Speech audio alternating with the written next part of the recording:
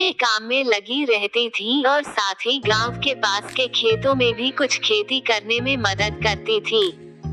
बच्चे शिक्षा को महत्वपूर्ण मानते थे और अपने सपनों को पूरा करने के लिए पढ़ाई में ध्यान देते थे।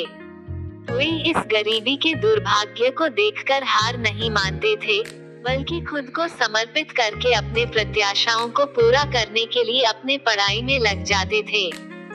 उनके जीवन में कई मुश्किलें आई, लेकिन उन्होंने एक दूसरे का साथ देते हुए हर मुश्किलात को पार किया। वे हमेशा अपने अंदर के साहस और समर्पण से लड़ते थे और हमेशा अपनी खुशियों में खुश रहते थे और दुख की स्थिति आने पर एक साथ मिलकर दुखों का सामना करते थे, लेकिन कभी भी हार नहीं मानते।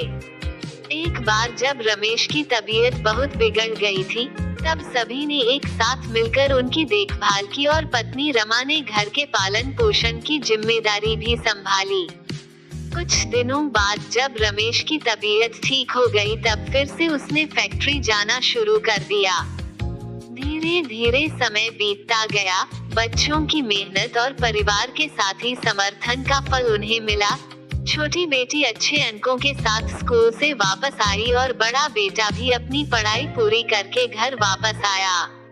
स्कूल की पढ़ाई पूरी होने के बाद बड़ा बेटा कॉलेज के साथ साथ सरकारी नौकरी की तैयारी करने लगा। वह लगातार मेहनत करता रहा और एक दिन ऐसा आया जब उसका सरकारी नौकरी में नंबर आ गया। ये बात सुनकर सभी बहुत खुश हुए।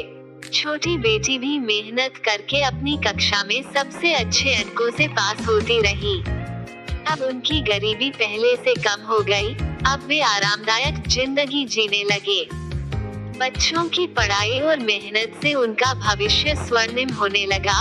उनके माता पिता भी गर्व महसूस करते हैं और वे जानते हैं कि उनके बच्चे उन्हें आने वाले दिनों में और बेहतर जीवन देने में सक्षम होंगे।